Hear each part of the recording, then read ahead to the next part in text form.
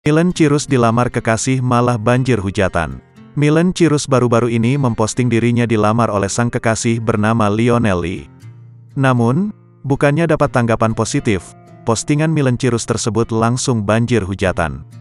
Miley Cyrus memang telah memperkenalkan Lionel kepada keluarga besarnya. Bahkan mempertemukan kekasihnya itu kepada Anang Hermansyah dan Ashanty. Begitupun sebaliknya, Miley juga telah dipertemukan oleh keluarga besar Lionel. Miley Cyrus kini terang-terangan memperlihatkan momen dilamar oleh Lionel Lee. Melansir pada Instagram Miley pada Kamis, tanggal 27 April tahun 2023, menunjukkan momen romantis lamaran di salah satu hotel di Bali.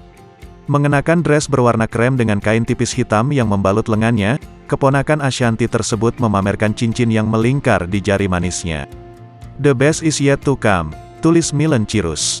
Unggahan bahagia tersebut tak membuat para netizen berhenti menghujatnya.